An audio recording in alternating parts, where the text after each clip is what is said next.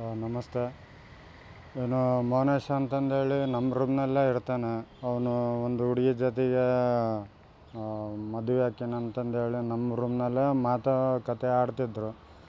ಅವನು ನಮ್ಮ ಜೊತೆಗೆ ನಮ್ಮ ರೂಮೇಟ ನಮ್ಮ ಜೊತೆಯಲ್ಲಿ ಚೆನ್ನಾಗಿದ್ದ. ಆದರೆ ಅವು ಹುಡುಗಿ ಮದುವೆ ಮಾಡ್ಕೊಂಡು ಇವರಿಗೆ ಭಾರಿ ಅನ್ಯಾಯ ಮಾಡಿದ್ದಾರೆ. ಇವನು ದಿವಸ ಇದ್ರ ಬಗ್ಗೆ ಮಾತಾಡ್ತಿದ್ರು, ಕತೆ ಆಡ್ತಿದ್ರು.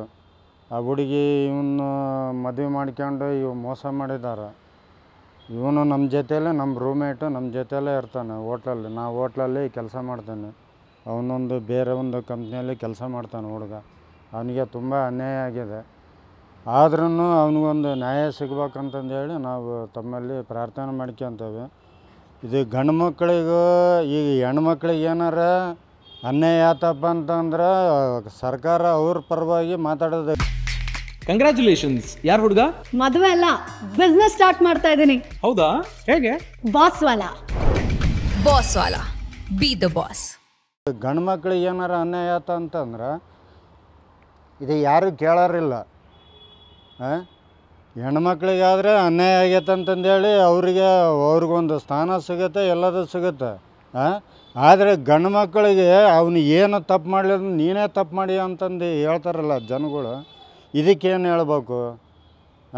ಇದಕ್ಕೆ ನಾವು ಏನು ಆನ್ಸರ್ ಕೊಡೋಕೆ ಅವ್ರಿಗೊಂದು ನ್ಯಾಯ, ನಮಗೊಂದು ನ್ಯಾಯ. ಯಾಕಂದ್ರೆ ಹೆಣ್ಮಕ್ಳಿಗೆ ಅಷ್ಟೇ ನ್ಯಾಯ ಸಿಗ್ಬೇಕಂತಂದ್ರೆ ಗಂಡು ಮಕ್ಳಿಗೆ ಅವನು ಅನಾಥ. ಅವನಿಗೆ ಅಪ್ಪ ಅಮ್ಮ ಯಾರೂ ಇಲ್ಲ, ಹಿಂದೆ ಮುಂದೆ ಯಾರೂ ಇಲ್ಲ. ನಾವು ನಿಂತ್ಕೊಂಡಿದ್ದೀವಿ, ನಾವು ಅವನಿಗೆ ಹಂಗೆ ಮಾಡ್ರಪ್ಪ ಹಿಂಗೆ ಮಾಡಪ್ಪ ಅಂತ ನಾವು ಅವ್ರಿಗೆ ಸಪೋರ್ಟ್ವಾಗಿ ನಾವು ಮಾಡ್ತೀವಿ. ಇವರು ಹೆಣ್ಮಕ್ಳು ಮದುವೆ ಮಾಡ್ಕೊಂಡು 2 ದಿವಸ ಆಗಿಲ್ಲ, ಇವ್ರು ನೋಡಿದರೆ ಈ ಥರ ಅನ್ಯಾಯ ಮಾಡಿದ್ದಾರೆ. ಇದಕ್ಕೆ ಅವನಿಗೆ ಸೂಕ್ತವಾಗಿ ನ್ಯಾಯ ಸಿಗಬೇಕಂತಂದೇಳಿ ನಾನು ತಮ್ಮಲ್ಲಿ ಪ್ರಾರ್ಥನೆ ಮಾಡ್ಕೊತೇನೆ. ಇವನು ಮದುವೆ ಟೈಮ್ನಲ್ಲಿ ಇವನು ಮದುವೆಗೆ ನನಗೆ ಕರೆದಿದ್ದ. ಆ ಟೈಮ್ನಲ್ಲಿ ನಾನು ಇದ್ದಿಲ್ಲ. ನಾನು ದಾವಣಗೆರೆ ಹೋಗಿದ್ದೆ. ನಂದು ಹೆಲ್ತ್ ಪ್ರಾಬ್ಲಮ್ ಆಗಿತ್ತು, ಆಸ್ಪತ್ರೆಯಲ್ಲಿ ಅಡ್ಮಿಂಟ್ ಆಗಿದ್ದೆ. ಆ ಹುಡುಗಗೋಸ್ಕರ ಅವನು ಅನಾಥ, ಅವನಿಗೋಸ್ಕರ ನ್ಯಾಯ ಸಿಗ್ಬೇಕಂತಂದೇಳಿ ತಮ್ಮಲ್ಲಿ